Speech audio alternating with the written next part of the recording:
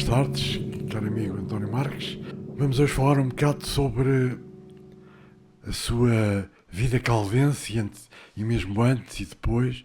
E a primeira questão que eu queria colocar é a seguinte. Chegou às Caldas há meio século, não estou enganado. Como veio parar às Caldas, como chegou às Caldas e de onde veio e porque veio até às Caldas. Ora bom, é verdade que cheguei às Caldas em fevereiro de 75. Provavelmente parte da história está contada, de onde vim.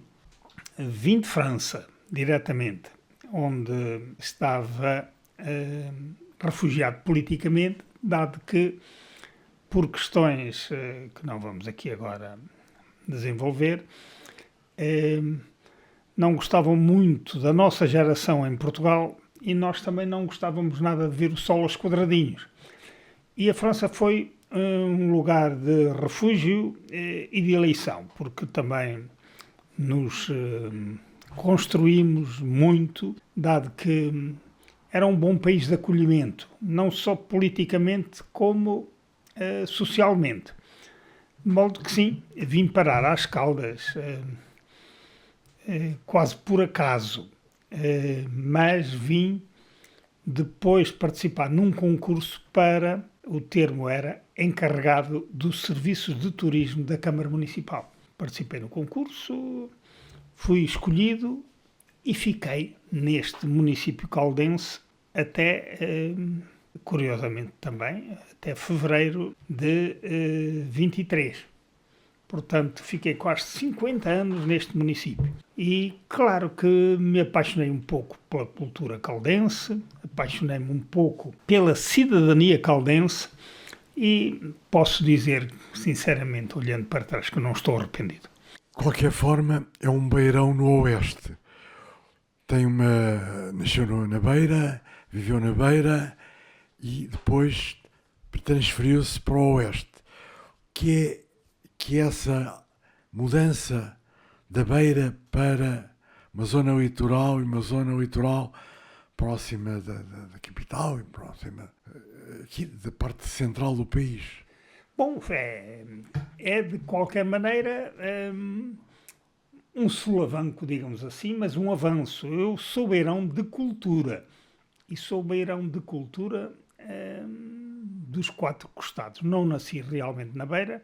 Os meus pais estavam em África, nos antigos Congos, no caso no Congo Brazzaville. Eu nasci mesmo na cidade de Brazzaville.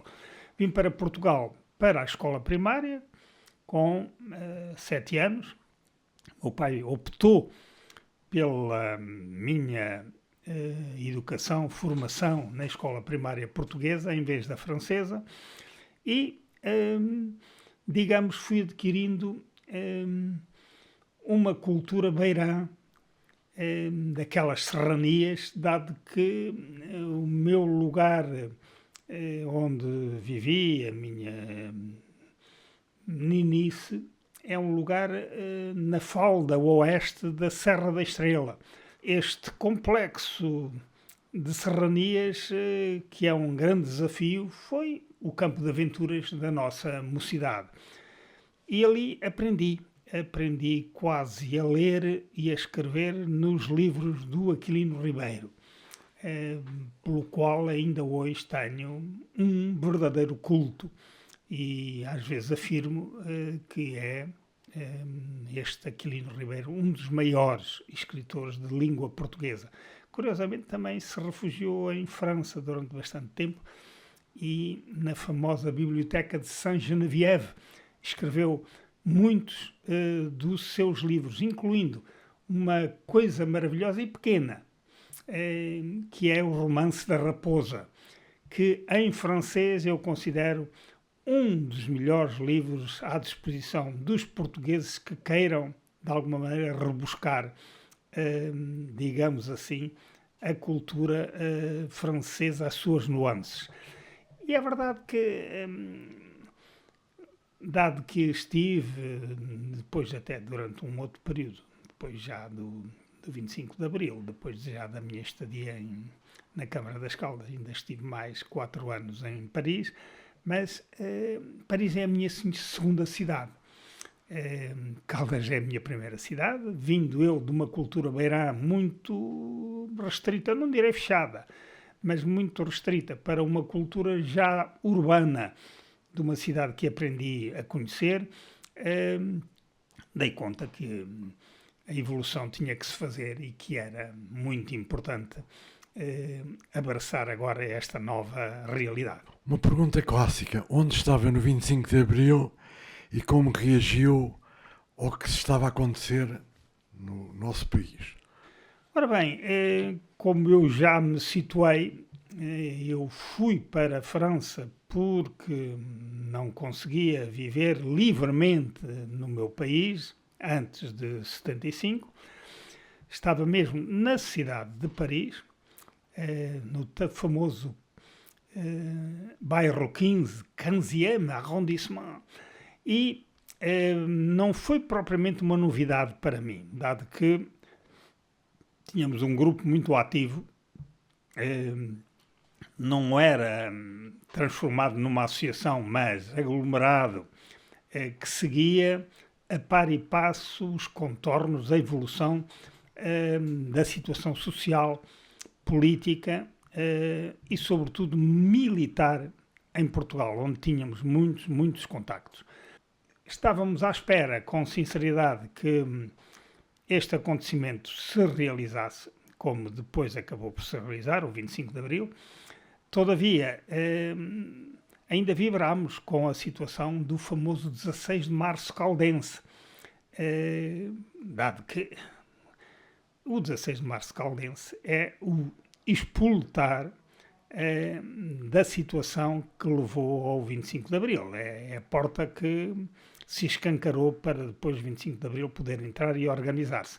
Dado que, sim, vivi com muita expectativa este grande facto que veio mudar por completo a sociedade portuguesa contemporânea e de uma sociedade fechada, de uma sociedade sem liberdades, eis que os portugueses tomaram em mão o seu destino e eu não regressei de imediato. Eu vim a Portugal no 1º de maio, que se seguiu, mas como tinha compromissos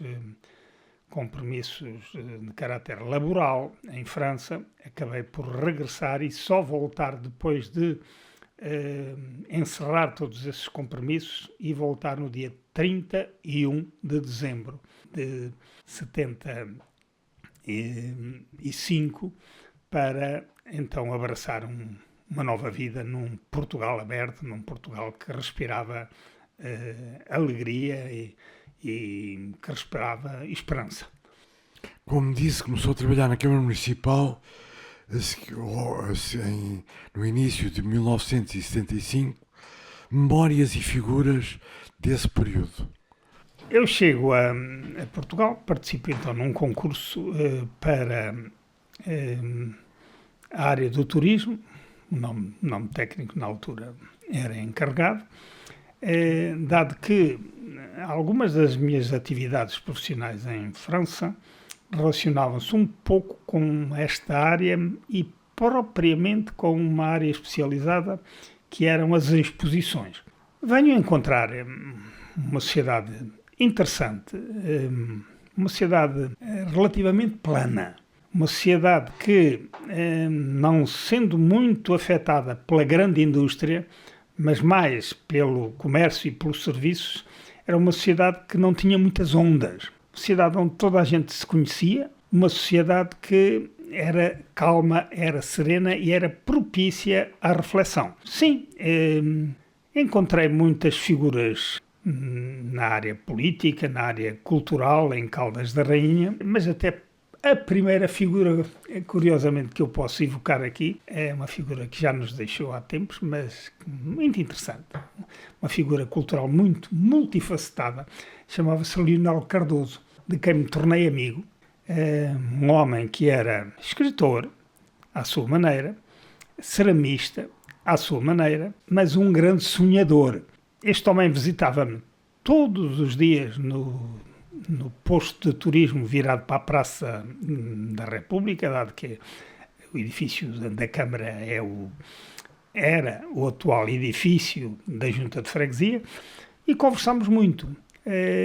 Fui ao ponto de fazer uma introdução a um livro, a um dos últimos livros que ele publicou, que foram Os Farrapos da Alma.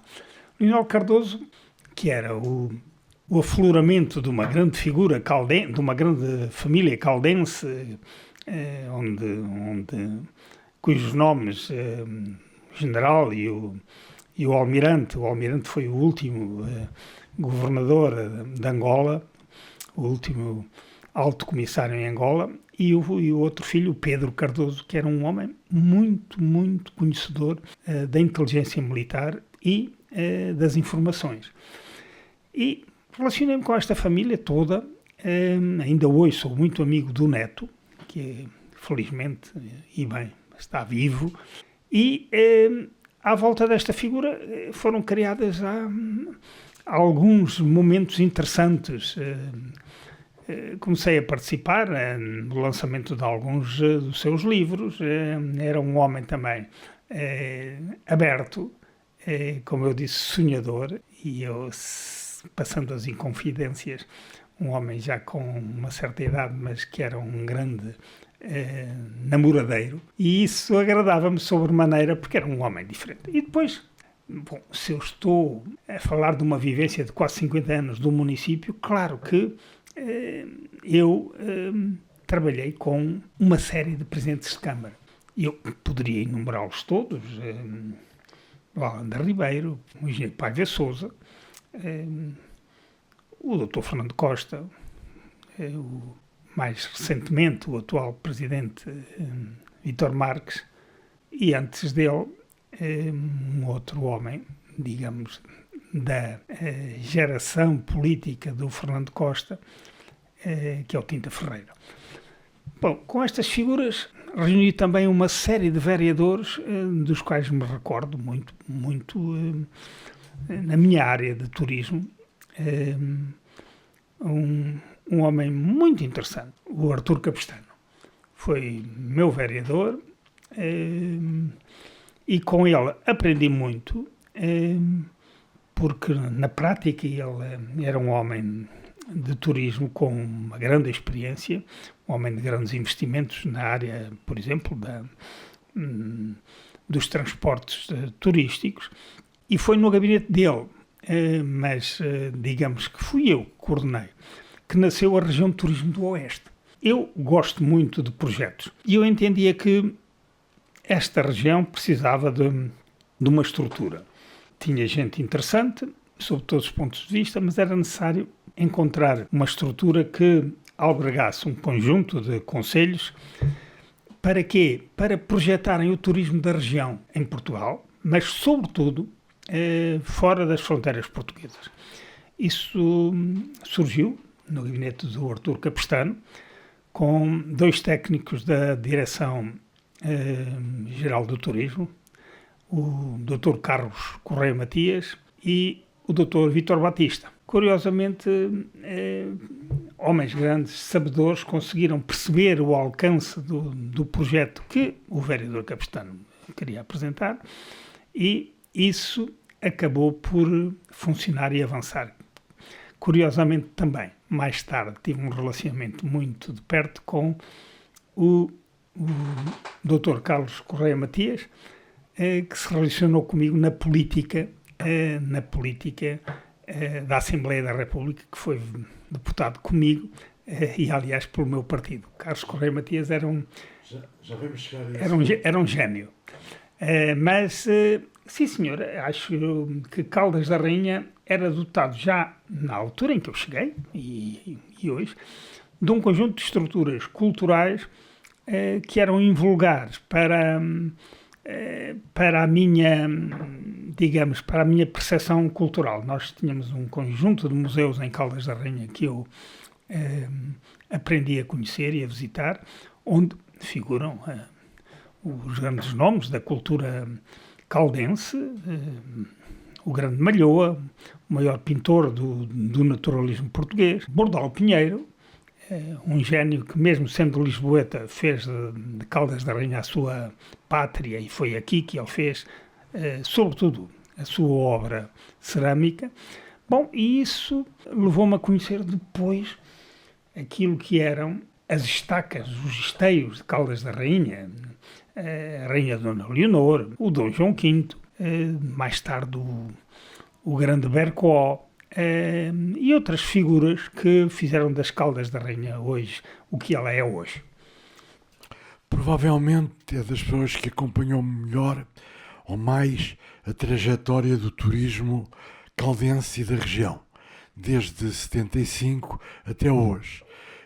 Gostaria que me falasse um pouco sobre o que era o turismo em 75 na zona e o que é hoje, e talvez falar num facto que acompanhou de perto, que foi os Encontros Internacionais de Arte em 1977, que foi um choque cultural grande e que teve uma repercussão a nível nacional e internacional.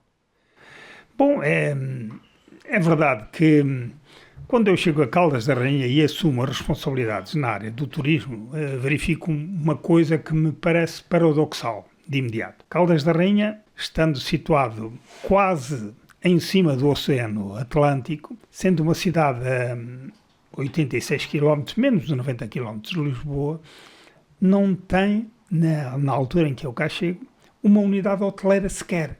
Tem algumas residenciais, mas uma unidade hoteleira não tem. Ora, eu entendia que as câmaras municipais não tinham vocação para construir hotéis, nem para gerir hotéis, mas teriam todas as capacidades para gerir potencialidades. Ou seja, nós tínhamos potencialidades, podíamos alargá-las, fazendo ver às pessoas em Portugal que é bom viver na região e é bom investir na região, e foi por esse caminho que eu enverdei. Cedo propus à Câmara Municipal, curiosamente após os famosos quartos encontros de arte, que foram uma verdadeira revolução para os costumes caldenses, que são costumes muito pacatos, muito serenos, muito terra a terra. Aqui se reuniu, talvez, entre aspas, a elite da cultura europeia da época, ao nível do chamado pós-modernismo, da cultura contemporânea, nos seus diversos aspectos, desde as performances teatrais, à pintura, à música, a tudo isso. E até a mim me surpreendeu. Eu participei muito ativamente na gestão deste movimento, ao nível da logística, e mais não fiz do que isso, mas isso levou-me a dizer, bom, se esta gente que realmente se interessa por Caldas da Rainha e vem de fora, acha que a região tem condições para receber estes movimentos, bom, vamos à procura de outras condições para potencializar de uma vez por todas as capacidades que esta terra possui. E logo a seguir propus à Câmara Municipal que, nesta lógica do turismo, nós pudéssemos avançar com um grande certame nacional no âmbito do setor primário, da fruticultura.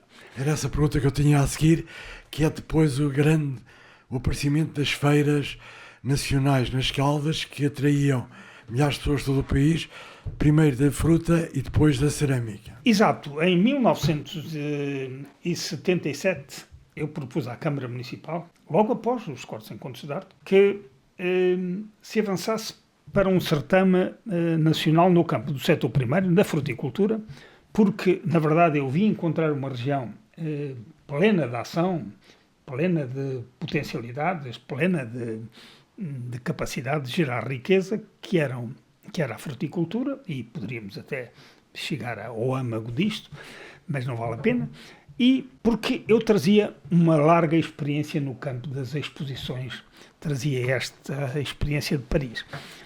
A Câmara Municipal acolheu a ideia e avançou para o mercado, sondando uma empresa lisboeta para a organização desta feira. Curiosamente, esta empresa lisboeta acabou por, passados muitos meses dizer à Câmara Municipal que não conseguia avançar com este projeto e este projeto dava a impressão que iria morrer na casca.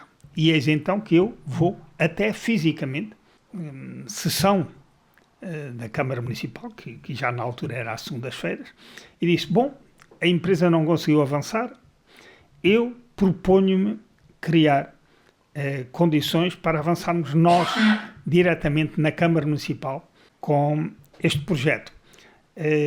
Claro que se uma empresa especializada não consegue fazer isso, a Câmara Municipal vai-me responder que nós não conseguimos fazer isso também. Mas não é verdade. Eu tenho conhecimentos na área das feiras e exposições, com uma comissão específica e local, vamos avançar com isso, deixem-me experimentar. Bom, e só podemos, à boa maneira portuguesa, dizer, bom, se conseguirmos, muito bem, se não conseguirmos, então encerraremos esta página.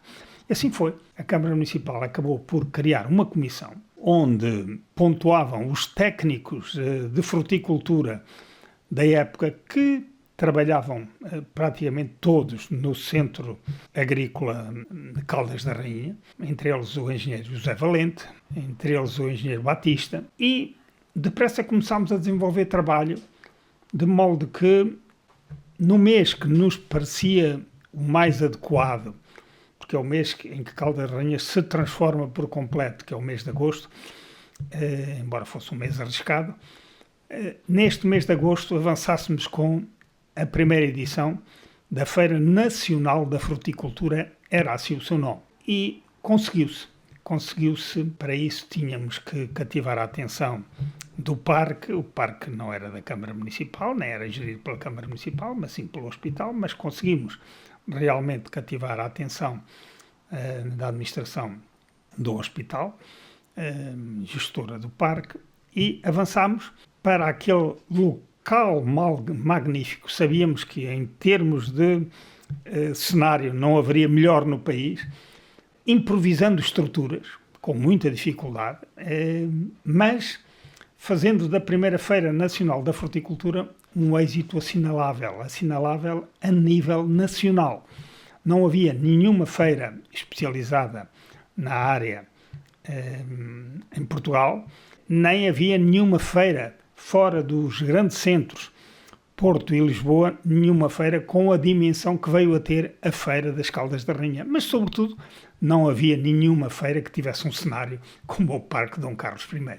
Bom, foi um verdadeiro êxito. Já ensaiámos alguns caminhos, entre eles algumas palestras técnicas, que era importante, mas já deixámos escrito nesta primeira feira que o alcance dela seria, na verdade, um centro de fruticultura, e viemos a ter mais tarde, e era avançar para os campos técnicos da fruticultura, como, por exemplo, a embalagem ou a calibragem, que não existiam em Portugal, pura e simplesmente não existiam.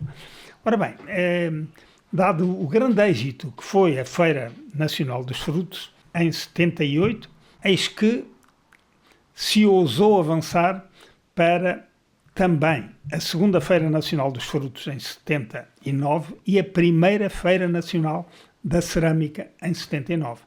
Também no mês de agosto, umas a seguir às outras. Ora, imaginam o que é partir para uma estrutura de uma feira nacional sem as condições praticamente mínimas, mas tendo atrás um esteio grande, que era, na verdade, o corpo técnico da Câmara Municipal. No primeiro ano, os pavilhões foram feitos em lona e em tubos, porque eu tinha um bom amigo numa grande empresa nacional chamada Contubos, onde existiam dezenas de milhares de metros de tubos normalizados, que foram cortados.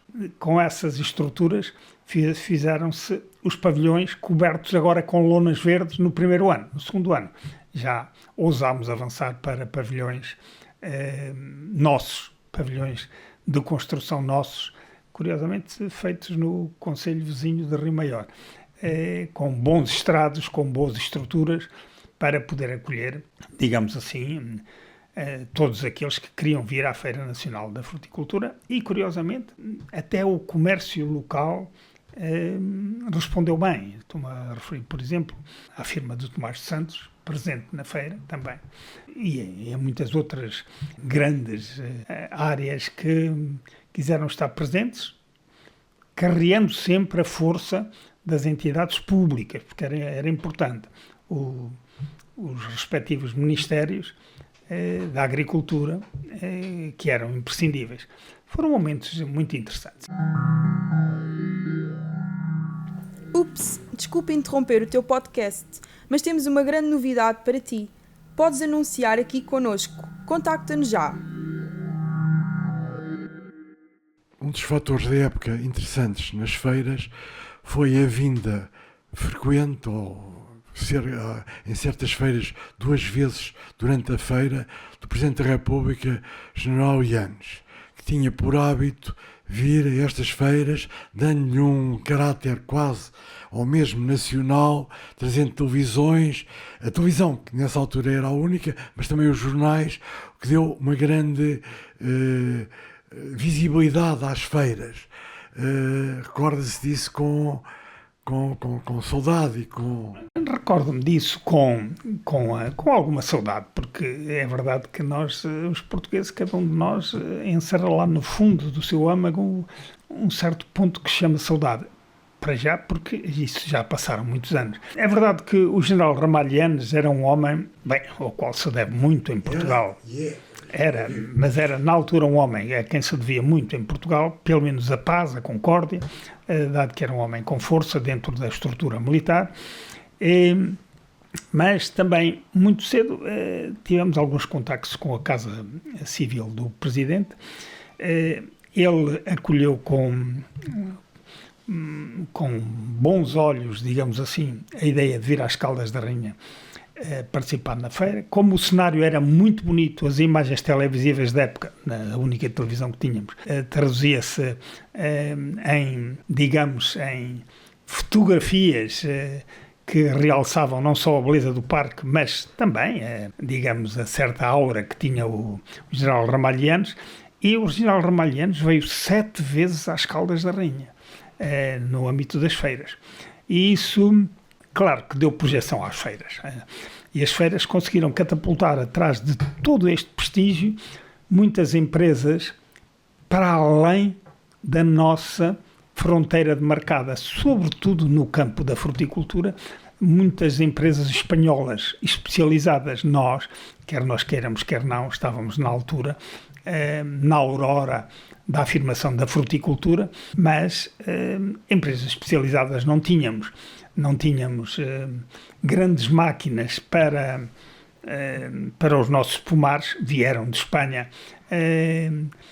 Mesmo certas organizações especializadas na área da fruticultura, Lérida era uma das áreas mais especializadas. Tínhamos um técnico de fruticultura que não falámos há bocado, o engenheiro Amado da Silva, que tinha muitos contactos com Lérida. Lá nos deslocámos e lá conseguimos que eles se fizessem representar, mesmo ao nível dos técnicos, para ajudar aqui, depois da partida da segunda-feira dos frutos, num dos maiores êxitos que ela obtinha esta feira, que eram as jornadas técnicas.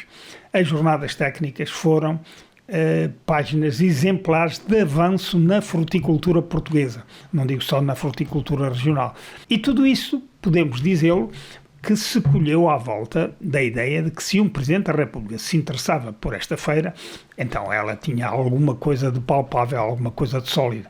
Isso também marcou as Caldas da Rainha, dado que toda a gente se recorda na nossa cidade, ainda hoje, desta figura insigne que se fazia acompanhar pela esposa, a doutora Manuela Yanes, alguém também muito interventivo na área das crianças, e isso deu prestígio à feira e era importante, dado que não tínhamos muitos meios, tínhamos poucos meios, era tudo com trabalho caseiro, era preciso fazer funcionar tudo isto pela influência, a boa influência, dado que não tínhamos assim tanto dinheiro para publicidade, para podermos projetar a feira noutras áreas de comunicação. Não, era através das boas vontades, mas isso conseguiu. Paralelamente a esta atividade, também desenvolveu uma atividade profunda e até quase hoje na sindicalismo autárquico. É verdade que se eu me refugiei em França porque não estava bem em Portugal, porque as condições sociais, políticas, porque as condições laborais eram muito más, eu já o disse no início da nossa conversa, vim no 1º de maio participar na grande manifestação de Lisboa e foi lá que nós gizámos a possibilidade de construir na área pública, porque não havia nenhum sindicato na área pública, especificamente na área autárquica, um sindicato que poderia representar os trabalhadores das autarquias que também são multifuncionais, desde o trabalhador cá de baixo até da recolha do lixo, desde o trabalhador da pá e da picareta ao engenheiro ou administrativo. Portanto, a nossa ideia foi gizar um sindicato nacional, que depois foi mais complexo, porque eu próprio trazia ideias muito específicas de Paris, um sindicato que fosse nacional, mas que fosse vertical, portanto, que representasse todos os trabalhadores da mesmíssima maneira. E assim foi. Lá está. Nos finais de 75, isto deu-se em maio de 74, mas nos finais de 75, no Porto, eis que levamos a efeito em agosto, curiosamente. O mês de agosto é um mês interessante. Avançamos com a fundação do maior sindicato, ainda hoje, maior sindicato português, no âmbito das autarquias, que era ao mesmo tempo o primeiro sindicato no seio da função pública. Não foi nada fácil, foi muito difícil. Quero-vos dizer que aí já estávamos habituados a trabalhar e a lutar. Para se conseguir a publicação desses estatutos, foi preciso organizar uma greve de, note, 13 dias, em alguns concelhos, 13 dias, e quase enterramos a Câmara Municipal de Aveiro debaixo do lixo, porque foram dadas instruções, e eu assumo a responsabilidade, fui eu que dei essas instruções. A recolha do lixo de Aveiro fazia-se, e os carros do lixo eram depositados em frente à Câmara Municipal durante 3 dias. Imagine-se o que é que foi isso. O caos. E com isso conseguimos a publicação dos estatutos. Não queríamos mais nada, só queríamos a publicação dos estatutos. E já estávamos depois do 25 de Abril. E não conseguíamos, mas conseguimos. E isso deu uma força brutal à organização sindical, que ainda hoje é a maior organização, mas que depressa congregou cerca de 80 mil trabalhadores das autarquias. Imagine-se. E isso projetou o sindicalismo português para outras paragens, porque este sindicato foi sempre um sindicato muito livre, um sindicato muito fora das peias de organizações políticas, porque nasceu de base, nasceu em cada Câmara Municipal dos seus trabalhadores, conseguiu congregar a atenção de uma classe muito forte na altura, que eram os chefes de secretaria das câmaras municipais, que chegaram a emprestar à organização a sua força estrutural para podermos avançar com isto.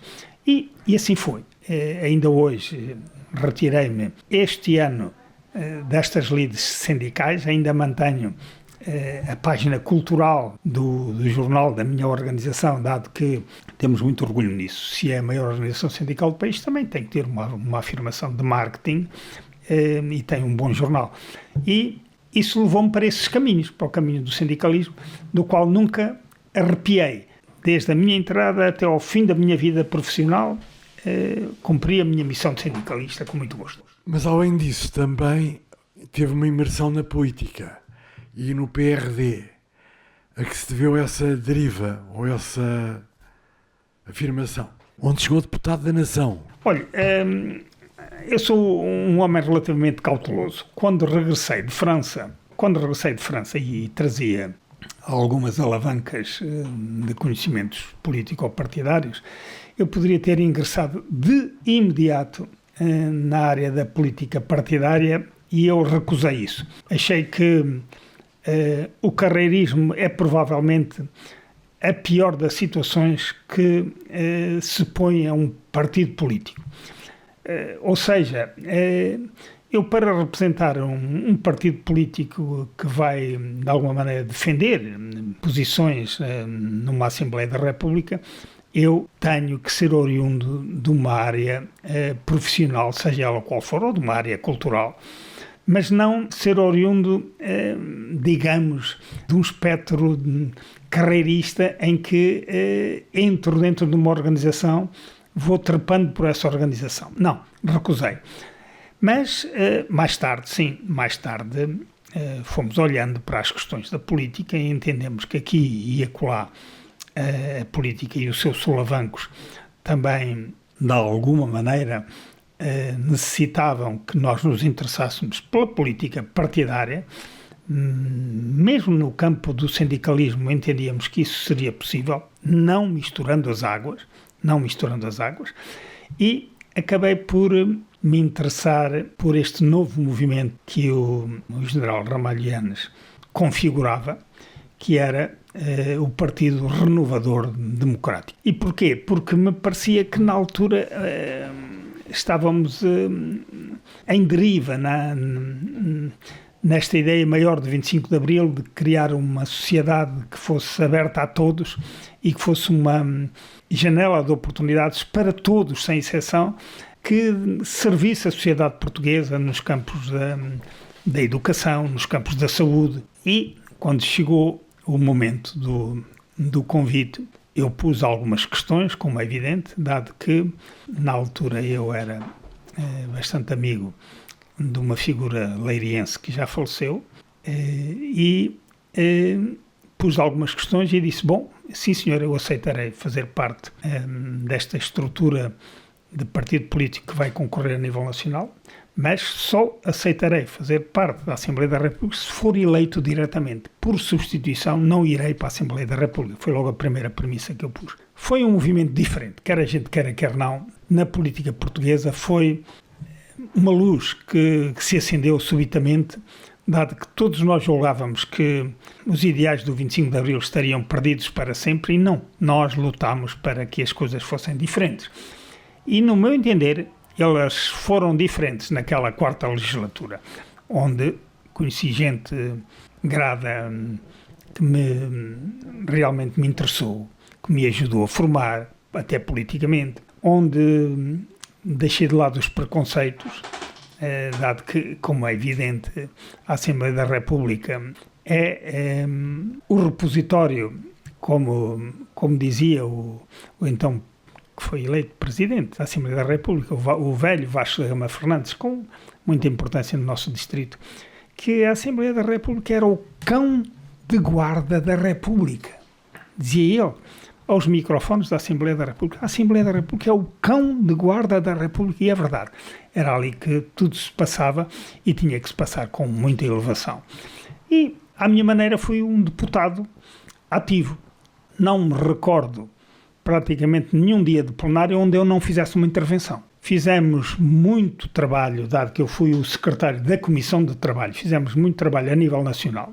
Estávamos numa época em que as empresas e os trabalhadores das empresas, todos eles queriam a Comissão de Trabalho nas suas empresas, e nós aceitámos, um grupo relativamente restrito, aceitámos participar em muitas reuniões nacionais, mas lá estávamos no plenário para votar, para fazer as votações. Já estamos bastante adiantados, mas queria fazer algumas perguntas curtas.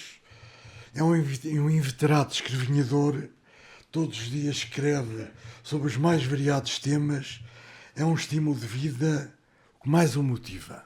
É verdade que desde muito novo, esta história tornava-nos a levar aqui para uma hora e meia, para uma hora e meia de gravação. Não, tive uma sorte inaudita. Tive um professor primário, um cientista que nos ensinou tudo, de cujos bancos saíram fornadas de grandes vultos nacionais, de uma escola primária perdida, onde Deus Nosso Senhor não arriscava as sandálias, mas onde saíram embaixadores, onde saíram, sei lá, eu iria dizer o quê?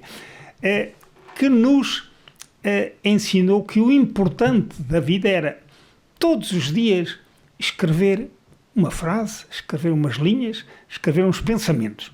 E um homem que nos ensinou tudo do civismo, da vida, da ortografia. E isso levou-me a que não me recordo, a não ser em momentos muito especiais, não houve nenhum dia da minha vida que eu não escrevesse alguns caracteres para resumir isso. E claro, por vezes são temas, por vezes são ideias, por vezes são curiosidades, mas ainda hoje mantenho esse hábito. E isso não posso deixar de dizer que dá-me uma certa satisfação. Para quase terminar, personalidades internacionais, nacionais e locais regionais nas áreas políticas, profissionais e artísticas que o tenham marcado. A nível internacional. A nível internacional, forçosamente, vivi alguns momentos, alguns anos interessantes em Paris. Posso dizer que uma personalidade política me interessou, porque era um homem também que era multifacetado, foi o presidente Mitterrand, sem dúvida nenhuma. Mas a nível nacional, tenho que dizer que a minha referência é o general Ramalho Yanes, não escondo isso.